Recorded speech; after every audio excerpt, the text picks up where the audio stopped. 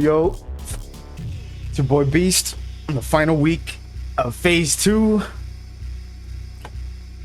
Holy shit, just a couple more days and we are out of no more.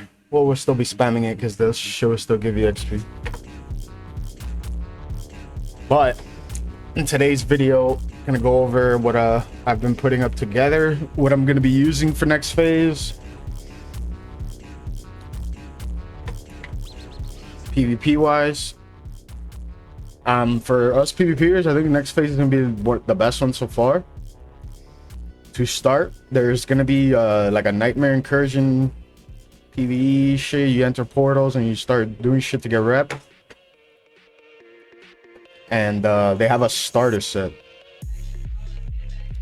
On 60 upgrades, the starter set helmet isn't on it, so just use your imagination and pretend that's it. So it would be a 6-piece. So that's pretty cool. So my friends are saying they're gonna be doing Nomer as soon as it resets, and then spamming the Emerald incursions to get XP, because you get XP and that should level you up fast, and you can get a lot of rep because you need the rep for end game shit. Like, look at this ring. They're saying it's from rep, so we'll see. This is like the best fucking ring I've ever seen. 14 stamina and dude 66 damage. So that's pretty good. But yeah, this is you know, the shit that you got now. If you've been watching the video, you got this from Nomer, you got this from STV. You farmed a little rep. This is rep from Arathi Basin. I have the Nomer one, but I'm just putting that because, you know, just so people can get easier. You can just AFK AB and get it. PRD is something you're gonna want to do because look at that ring, 8 stamina. I'll be rocking the epic one and that one. That's so much stamina. All right, and this set's sitting pretty good, 4k HP, so that's not bad. Like, this is like as soon as this is the set you're gonna use to farm your PvP gear. All right. So, of course, the Arathi Basin bar, it's not in the game, but they said they might bring it in the game, so we'll see.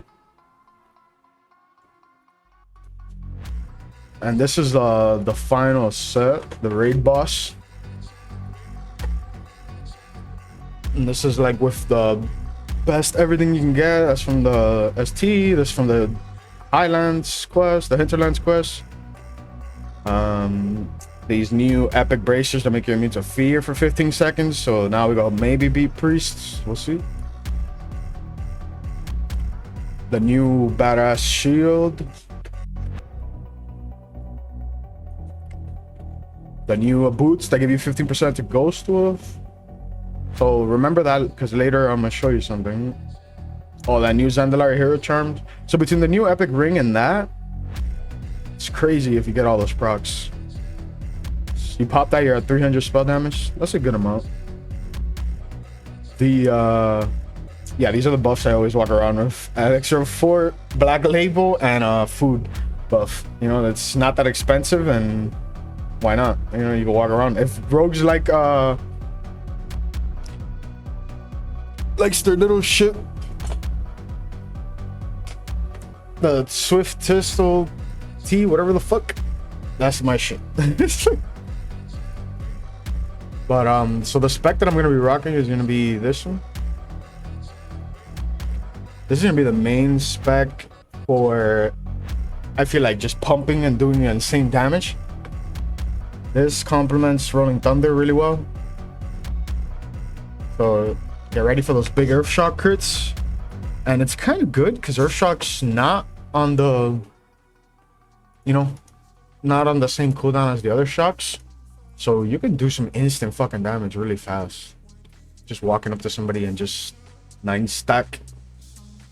Just hit them. Like, just flame shock a lava burst and they're running to you, Earthshock. When they get to you, boom. This shit's crazy. Your flame shock now strikes 3 people, so in big team fights, dude, you flame shock on cooldown, and I feel like power surge is gonna be just going crazy.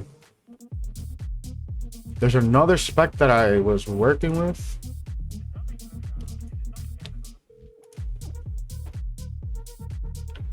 Something like this.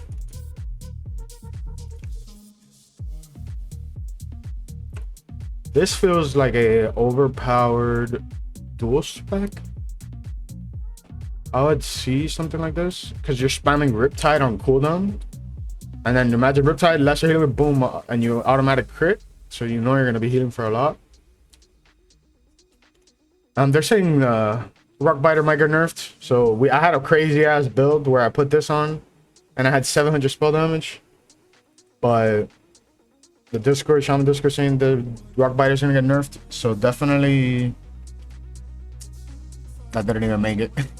Yeah, I can imagine people wanted us nerf, and imagine getting 700 spell damage. But so this would be like a good dual spec 1v1s. Unless you want to cheese it and start the duel with 9 stacks, but I think Riptide's gonna be really good for rogues, for anything. When you're fucking chasing down a hunter, you could Riptide on cooldown, you know? So definitely there's gonna be like a new meta, new change. The final thing I want to talk about is this data mined. And if it comes to the game and we're able to use it as an early shaman, that's gonna change everything. That's honestly gonna change everything, and we're gonna miss this version of Ellie Shaman for the rest of WoW. Just imagine dueling those Shadow Priests and just sicking it on him, standing far. He fears it because he's like getting whooped, and you just trim them out, and they're still on him for 45 seconds while you're purging and purging and purging. That's pretty nuts. While you're purging and riptiding yourself. You don't even need Way of Earth. You could just rock Shamanistic Rage, so you could just never go out of mana. And you just keep healing yourself, waiting for the wolves to kill them, or waiting for your flame shock ticks to power surge. It's gonna be interesting, different ways to play it if this comes into the game. I really hope so. But that's it for the little quick video, guys. Last week in phase 2. It was pretty good. Not as good as phase 1 in my opinion, even though Ellie Shaman's running in a good spot, but just the gameplay. But just show you guys my alts. I got a decked out healer mage, got my little warrior, got a priest. Was working on the druid, but got a little bored of it. My shaman, my huntard. Definitely excited for this Thursday, dude. It's gonna be awesome.